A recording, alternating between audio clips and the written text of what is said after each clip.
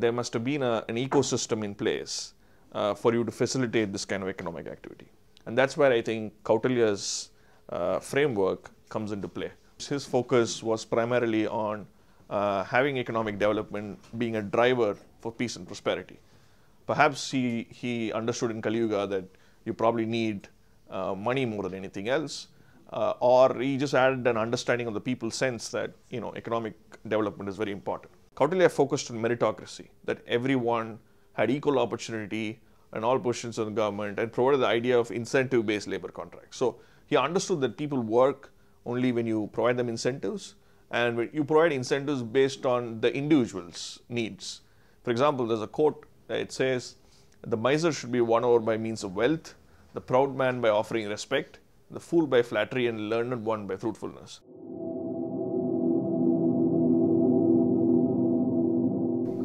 Thanks for inviting me to the Sriram Foundation. I'm glad to give a presentation on on the book that I'm working on Arthashastra. Just a couple of things before we get into the presentation.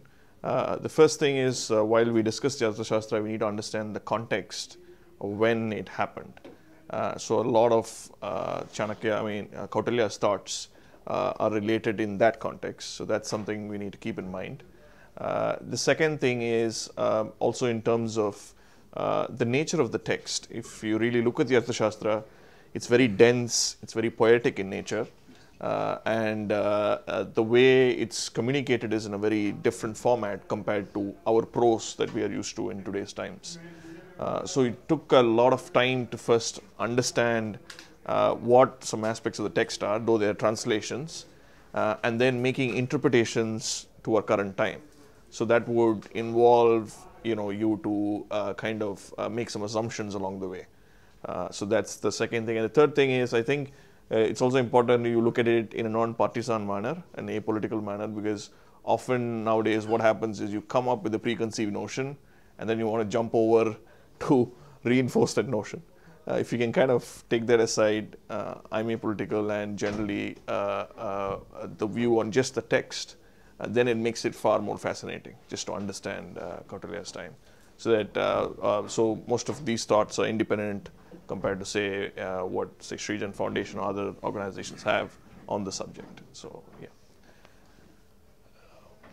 So this is a quick overview of what you're going to talk about. One is ancient India's economic growth. I think that context has to be set before we go into the Kautilya's framework. And then the contours of Kautilya: strong defense, communal harmony, and governance, which were some of the three key principles that he had.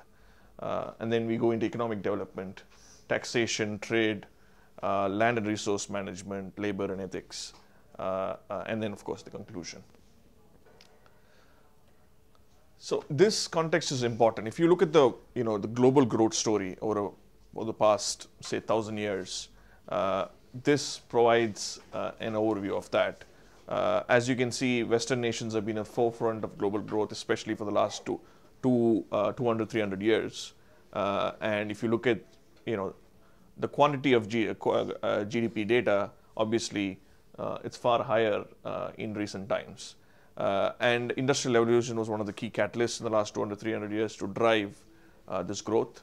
And obviously in the 21st century, with digital systems coming in, this is going to evolve further.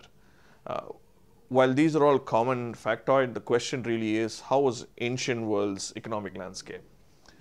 If you really zoom into what we are talking about from Common Era beginning, or AD, till about 1700, that's a phase which I think is very crucial to our discussion.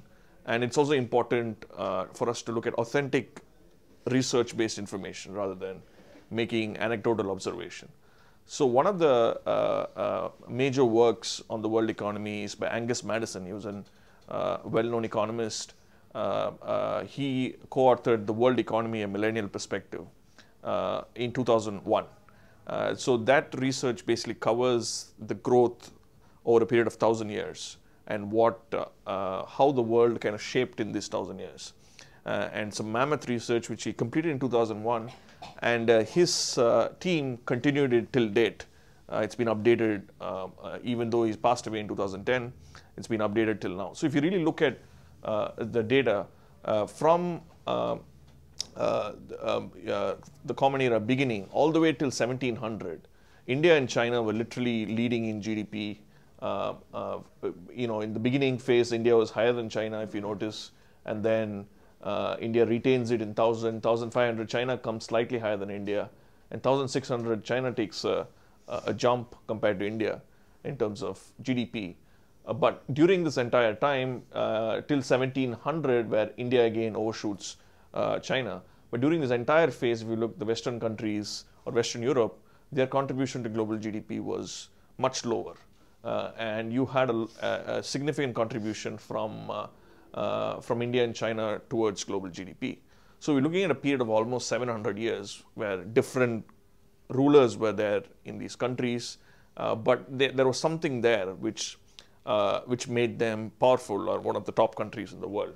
So there are two lines of argument here. One line is, in those days, because of lack of production and lack of industrial revolution, the population was a representative of economic activity. So the more people you had, the more kind of economic activity that you had. So that is one worldview that people interpret. Another worldview is that countries like India and China had a lot of resources at that time, a lot of wealth, natural resources, and that transferred into this growth during this period of time, and there was a system in place. My analysis basically goes at the beginning of the Common Era and before. My understanding of this entire system is that what I feel is that there must have been an ecosystem in place for you to facilitate this kind of economic activity. And that's where I think Kautilya's framework comes into play. So what was Kautilya's major goal? His fundamental approach was to ensure there is peace and prosperity in the kingdom, at least the Mauryan kingdom. And that was one of the principal goals that he had. But the only difference is he wanted economic development to be the core that facilitates this. So he wanted to ensure that, unlike in ancient times, his focus was primarily on having economic development being a driver for peace and prosperity. Perhaps he understood in Kali Yuga that you probably need money more than anything else, or he just added an understanding of the people's sense that economic development is very important. But on top of economic development, he had three fundamental pillars which are core to his understanding of the world. One was strong defense capabilities, as you can see. Another is communal harmony, which is again something that was very, very important to Kautilya, and then strong and robust governance. So these were three principles which Kautilya had. So if you look at defense capabilities, for example, he suggested building of ports. He had a large army, diplomatic initiatives, and also setting up intelligence gathering and analysis units. For example, there are 4 types of fighting units besides a strong fort. It had an infantry, a cavalry, and a chariot divisions and elephant divisions. And there are 6 different types of troops. In fact, they were called Maula Bala, Bharta Bala, Srini Bala, Mitra Bala, Amitra Bala, and Athavi Bala. And it also makes a distinction, the Arthashastra, between fighters in land and water. So there is also an interpretation that in those days there were defense equipment in the sea as well.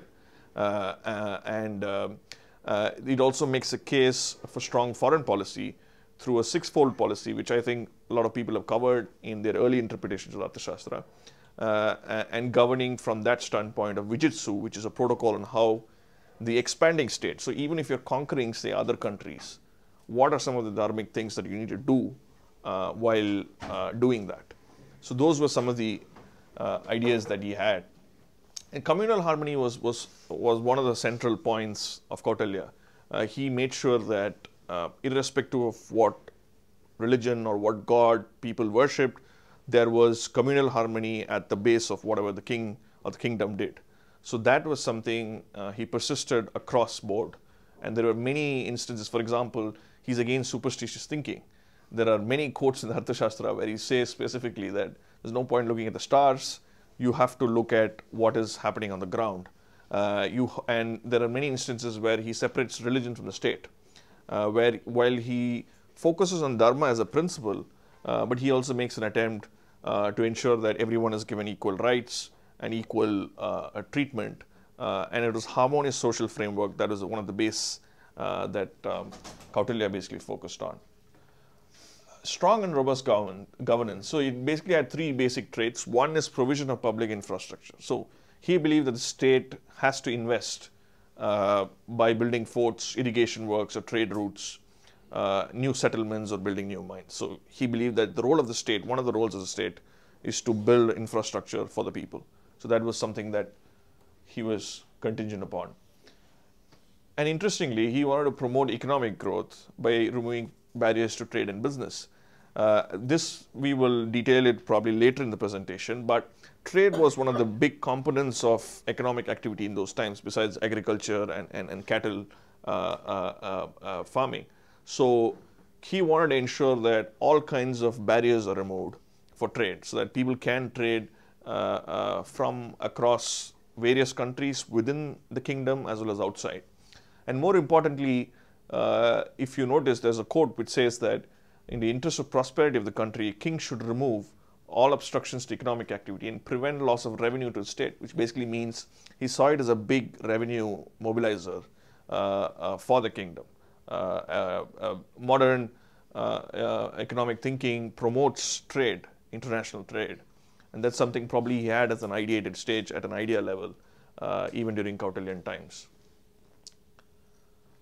And again, carrying in a clean, corruption-free administration, he was very particular on holding the law and fulfilling the needs of Rajadharma, and also freedom of speech. So he focused a lot on transparency and corruption-free as well, and he also focused on freedom of speech. So where citizens could get complete information on the government or on the kingdom. So this could be, at some level, at a conceptual level, similar to the RTI, where people could go to the government and ask basic questions on governance. And Kautilya encouraged people within his administration that they should be open to what the questions from the people on administration. And also protection of property rights and freedom of speech was fundamental to his governance. So coming to economic development, so there are 5 components that were there during the Kautilyan time. I think a lot of it is relevant even today. One was taxation, another was trade, labor, land, and ethics. So these were 5 key components even during those times. I think besides technology, besides probably manufacturing or the industries, I think more or less all these components still exist today in our civilization. So if you really look at what are the growth drivers, as you can call it, one is Krisi, which is basically agriculture, like I mentioned earlier. Another is Pasupalya, which is basically cattle landing. There's a lot of land available. So cattle was, and animals were used in these lands. And then Vanijya, which is trade. So trade formed an important component, especially for mining and minerals, which is a component of trade, which was important to transfer mines, resources, gold, and wealth across the country within the Mauryan kingdom as well as even outside. So if you look at taxation, so what did Kautilya believe in taxation? He believed that income tax as an institution of kingship went, together, because obviously when you pay taxes, it's a revenue stream for the government. So the king, it was something that he wanted so that he can redistribute that to the people. For example, there's a quote, and he says, when there's no order in society, they assign to the king 1/6 part of the grains grown by them and 1/10 of other commodities and money. The king then used these to safeguard the welfare of the subject. So even during crisis, there was provisions to, and reasonable provisions to get money from the people. And he was also smart enough to understand the limitation of taxation. Kautilya knew that, he mentions that, for example, the limitation of taxation is very limited. The power of taxation is limited because if you raise it too much, people get angry. If you rely on it too much, people get angry. And if you increase it too much also beyond a point, people get frustrated. So he understood that there needs to be a balance, and he mentions that you need to balance your revenue that you can get from taxes over a period of time. This is really interesting. So they had something called a kara, which is basically a general income tax, right? So 1/6 of any income is a flat rate. for all residents, they had to pay 1/6 of the income on a flat rate, which is similar to, if you really look at our taxes about today, I mean 1/6 is about 15 to 20%. It's somewhere there, I mean, on an average. It might vary between countries. And then there was a baga, which is a tax on income payable in cash. So he understood the difference between what you have in cash or some other denomination, or panas, which is the currency, and what you had in asset in terms of land and things like that. There's also a concept of wealth tax in an indirect sense. So if Kautilya believed that if you had income beyond a particular point, people who were extremely wealthy also had to pay a certain amount of tax to the state. He understood that too much concentration of wealth is also a problem. And then there's ideas of bali, which is an occasional levy on the goods, and vyagi, which is a sales tax, which Kautilya had for businesses.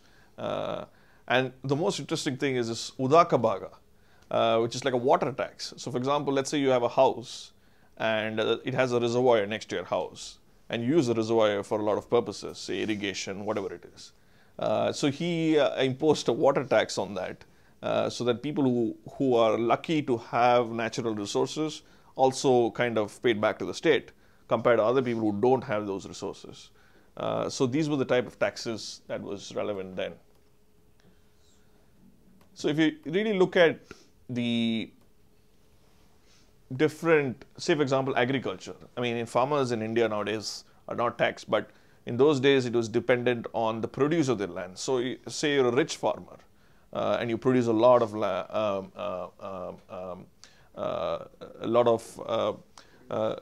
produce. So then you had to give 1/6 of that to the state. And businesses and corporates were also taxed. For example, if you really look at the table that's been mentioned here, so gold, for example, silver, gems were taxed at 50 panas. Panas is like rupees. It's the currency that was there during Kautilya's time. Copper, brass, perfumes were at 40. Grain and liquids were at 30.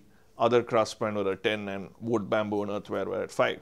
So these were, fixed rates, but they were also changing depending on time. So he had the vision to keep changing the taxes depending on the situation. If there's a need for more, he would increase it, using certain authorities. Sometimes he would keep it the same. So that was flexible. And then if you look at the wealth tax, which I mentioned earlier, there's also a quote which mentions that he should demand 1/3 or 1/4 part of the grains in a region that's not dependent on rains and yields abundant crops according to yield.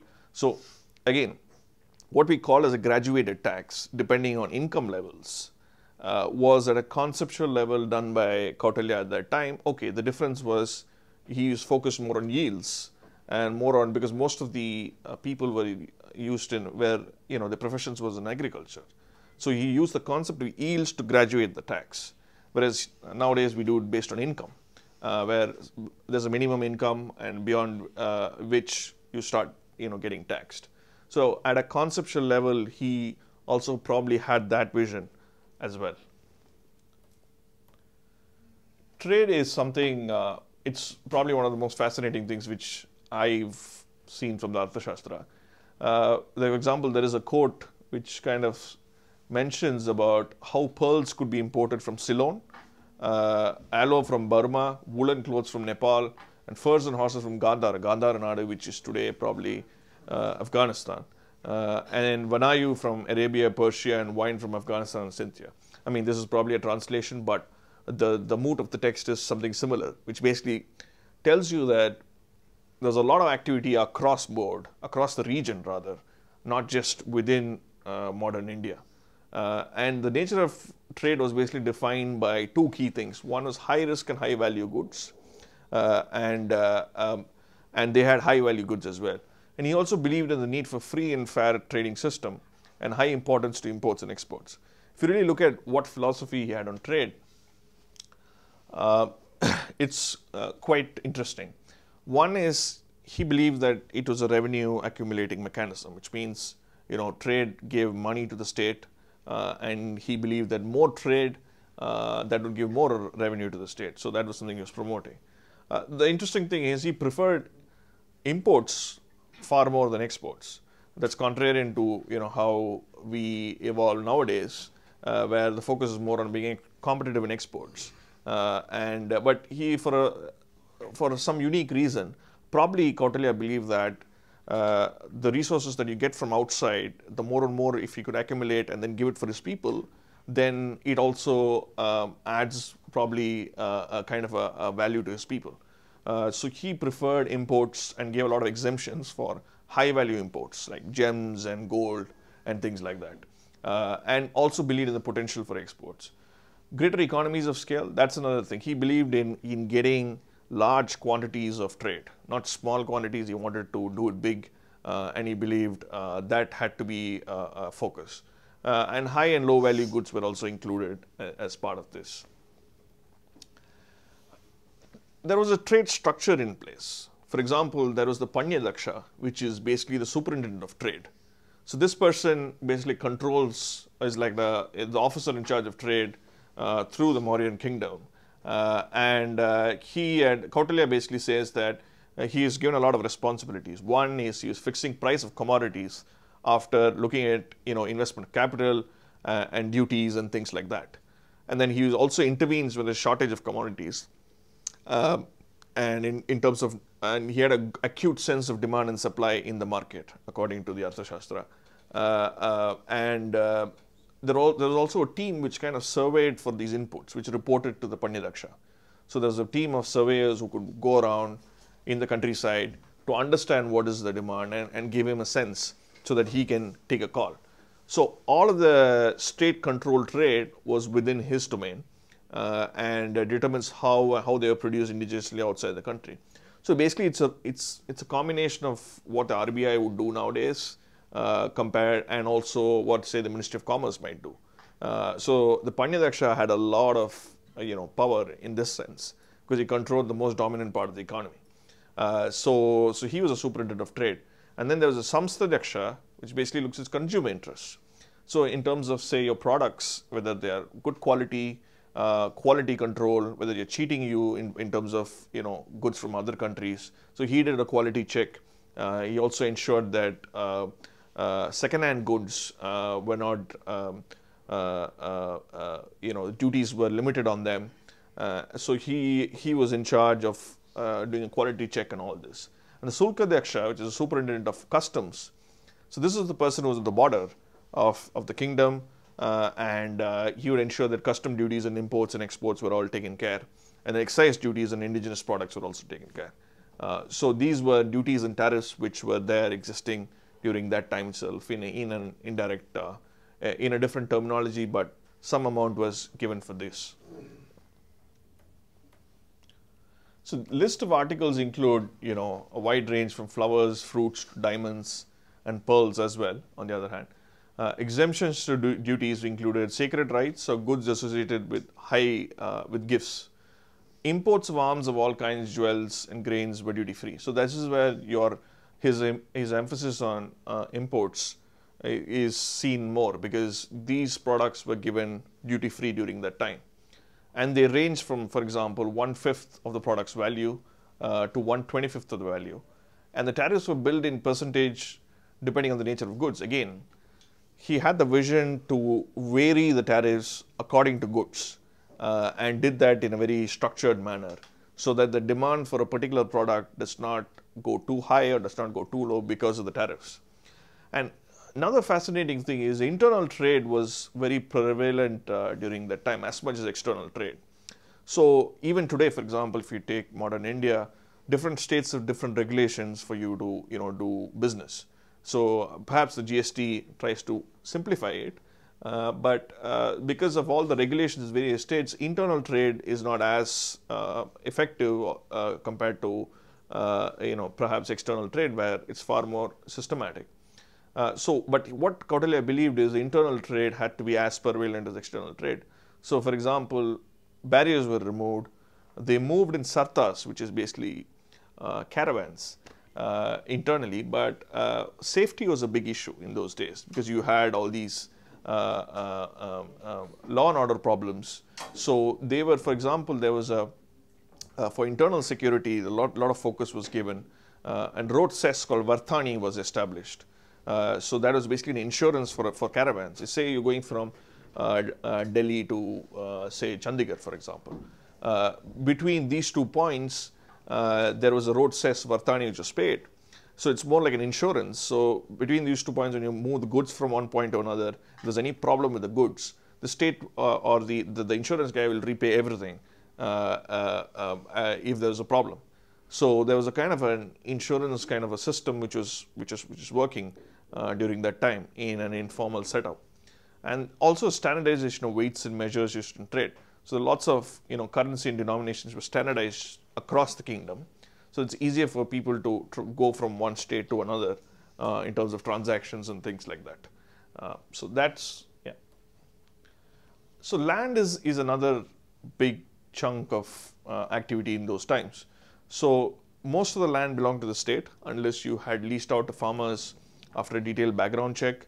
The state provided incentives. I mean, the subsidies that we have today, say, whether it's a farm loan waiver or, some form of subsidies that the state gives free, whether it's rice or wheat, they also had similar incentives to help people with seeds, cattle, and sometimes even cash to boost their standard of living, cash being the panas that I spoke about, the local currency. Sunya Vinesha, which is one of the main goals of the government, is to occupy and restore unoccupied land, because there's lots of land which is unoccupied. But another interesting thing is, even though the state owns the mines, it is clearly mentioned that, say for example, you find a treasure in where you're living, the treasure actually belongs to the person who's living there. So they provided incentives for people to use the land of the state, and they had a sharing agreement so that people use it in a legitimate manner and build business on it. Not all land was controlled by the state, and that's where the concept of private sector comes into play. There is, though the mention of private sector is not there in the Arthashastra, but it also mentions there are some lands which were not controlled by the state, which I think we can fairly assume, if it's not controlled by the state, there is some private party there controlling it. So if you look at private ownership, like I mentioned, the land doesn't belong to Sityadaksha, which is the head of the home secretary, or someone who's overseeing the land process, and is believed to be belonging to the private sector. Samhatar, which is like the Ministry of Corporate Affairs, is believed to be in charge of monitoring private lands. They had Gopas and Stanikas to provide support, which means they had a team which basically ensured monitoring of these lands, whether they were taken care and things like that. Vikraya is also a process of selling a particular piece of land. So land auctions in a unique form used to take place, where they used to have a process and get people together to sell land in a public kind of an auction kind of a setup. Setu Bandha, again, another interesting concept, is irrigation networks which is constructed by the state for agriculture. So the state makes an attempt to construct irrigation networks, and it also gives private irrigation networks. So there were irrigation networks which belonged to private entities who used it for their oversight. But on top of all this, the state had an oversight even on the private sector and monitored all the agricultural produce by their statistics department. So they had a team of surveyors going to all these areas who could, something similar to what we have in terms of statistics department, central statistics office perhaps, something similar to that. But at a conceptual level, that was also there during that time for surveying and things like that. Labor is another component. One of the scholars in the subject mentions that he found the right mix. Mr. Balbir Sahab, he finds the right mix of job security, servings, and sanctions to address the issue of moral hazards. The very innovative thing that, at least for those times, was that Kautilya focused on meritocracy, that everyone had equal opportunity in all positions of the government, and provided the idea of incentive-based labor contracts. So he understood that people work only when you provide them incentives, and when you provide incentives based on the individual's needs. For example, there's a quote that says, "The miser should be won over by means of wealth, the proud man by offering respect, the fool by flattery, and the learned one by fruitfulness." So he had a sense of understanding of different types of people and how to motivate them and provide incentives. And that was, kind of one of his key traits. And salaries were again provided according to graded scales. So, for example, the highest grade was provided about 4,000 to 48,000 panas. Say, for example, in a civil service, one of the higher grades, they might, whatever the salary range, so they had like a segregation. The middle grade was given about 250 to 3,000 panas. The lowest grade is about 60 to 120 panas. But the interesting thing is in the lowest grade, because there is a sense of discussion in the Arthashastra where Kautilya talks about the concept of minimum wage at a very conceptual level. He says below going a particular, for employees, you can't go below a particular point. That is flexible though. Most of the time, there is a mention of about 60 panas. So mention that that amount is flexible and that can be varied. So the concept of minimum wage that we have in the West, for example, the United States, it's about $8 or $9 minimum wage. Now they're planning to increase it.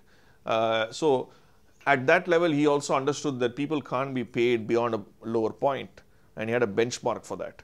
And that was negotiable. And that was interesting because he understood that because of other factors, because of inflation or other factors, this also needs to be changed, not a fixed kind of a notion. And he believed in moral motivation as a driver of labor efficiency, which is again an interesting concept because he believed that if people were honest and people had good moral fiber, moral ethics, that could cause them to be more productive. That then the labor becomes more efficient when you go do a particular activity. You're honest, you do the activity properly, and then you come out. There's no corruption, none of all that. So he believed in moral motivation as well as a driver of efficiency. And the idea of labor contracts. There is, for example, a quote which says, the agreement between a laborer and one hiring him must be public. The laborer should be paid wages as agreed upon. There's no prior agreement. Laborers should be paid in accordance with the nature of the work and time spent on its customary rates. So this is a translated version of one of the translations where he mentions some level of understanding and agreement has to be done between the laborer and the employer, and that has to be transparent. So that it also shows that he also focused on the rights of the laborer and to some extent protected it as well with big companies. And like I mentioned earlier, the concept of minimum wage was something that I think it's been explored in the Arthashastra or at least spoken about. And there was also a focus on skill-based workforce. For example, there were camps or at least agricultural skill development schemes which he kind of thought about. He believed that skill-based labor force is something very important. So skills were core to his way of developing the social framework. Yeah. Lastly, about ethics, he firmly believed in the rule of law. Governed by the rule of law, which alone can guarantee security of life and the welfare of people, is in turn dependent on the self-discipline of the king. It's also important that he believed that the king, the person who's ruling the country, needed to have an ethical framework far higher than normal people, because he believed that the king had to lead by an example and he had to obey law and he had to be well versed in a wide range of things, including scholarly work as well as other types of work. And that was the benchmark here. Yogakshema was one of the focuses of Kautilya. I mean, you could call it Lokakshema or Yogakshema, but essentially global welfare, who irrespective of the citizenry in the country, even if some foreigner comes in, they were given equal if not better treatment during that phase of time, because he believed that he did not believe more in the concept of national identities. He believed in being open to everyone and focused on using education. In those days, it was Vedas and other sources as a tool to enhance ethics in public discourse, and also made a conscious effort to reduce the influence of superstition, which I mentioned earlier. Promoted honest conduct, governance, and honest conduct is the single most important governance tool during the Kautilya phase. And obviously, he believed fairness in society was integral to economic prosperity as well. So in summary, what we have just looked at over a period of half an hour is that if you look at all these various boxes, you look at taxation, you look at trade, land, labor, and ethics. In taxation, we spoke about something similar to an income tax, similar to a corporate tax. We spoke about more or less an inheritance tax or a wealth tax, which is there. And then in trade, we spoke about governance structures, import duties and tariffs, export duties and tariffs. In land, we again spoke about land rights and ownership, which is what our land bill is all about for people, and private land ownership as well, and statistics departments, the Ministry of Statistics in terms of land. And in terms of labor, we spoke about labor contracts, the minimum wage, and also skill-based workforce. And ethics, obviously, freedom of expression in governance, which comes through, say, mechanisms like the RTI, and honest governance, and also promotion of best practices in government. So, in conclusion, I think these are the elements that, some aspects that I've covered, which are there in my book, which I hope to, publish next year. But there's a far more information available in terms of content. But the question is, how do you extract the content and do a correlation to contemporary times? And if you look at it, most of it are broad references, because the way the text is shaped, it's so dense that it takes a lot of time to kind of make those references and pull together Kautilya's thought process. And it's still a work in progress. In fact, I've gone to a level of going verse by verse in some of the cases to see the translations, because translation becomes another. I think most of you would kind of understand the complexity, because how do you translate a word like dharma, for example, right? Do you call it righteousness? Do you call it truth? Do you call it way of life? Do you call it, Raj-dharma? You call it, a lifestyle. So there are multiple connotations when it comes to entities, and some of the Western translations might not get the grasp of this. So some of our own older translations might not give you the full depth of it. So, going through the things with gurus and trying to understand it, and then and try to make a framework out of it. The problem I would call with the entire setup is, you don't really have frameworks like what we have today. It's more of a set of ideas. Perhaps in those times it was something, or there's a lock or key or something into this text which could give you that. But perhaps in those times those ideas were good enough. So the frameworks or establishing frameworks is probably the next challenge. But it's fascinating to note that a lot of the ideas that we have today have emanated during the time, and probably they had, it's all there in part of the text. I don't want to go which came earlier and into that jargon, but just understanding this gives me a lot of pleasure, and I think we should be also cognizant of this overall. But yeah, anyways, that's about it, and thanks for your time. Just one more thing on the acknowledgements. I just wanted to thank obviously the main text, the Kautilya's Arthashastra by Shyama Sastry is a fantastic translation. It was in the early 19th century. Mr. Kangle's and Professor Balbir Sahab's brilliant book, and the Contours of the World Economy. That's a must read, I think, for folks here, if you can catch a copy of Angus Madison's. And Arthashastra and Niti Shastra. Another thing is that a lot of the content in Arthashastra comes from Niti Shastra and Nyaya Shastra. So there's a lot of overlap with the Dharma Shastra as well. And it's a sequence of 14, 15 chapters which have kind of evolved over time. So if you really want to know this, you have to go into other scriptures and then bring back into content. And Corporate Life in Ancient India by Majumdar is also a good source. But yeah, just like to thank all of them. I'm just trying to use these and as well as try some of my own interpretations in my book. And hopefully you guys buy the book and read it next year.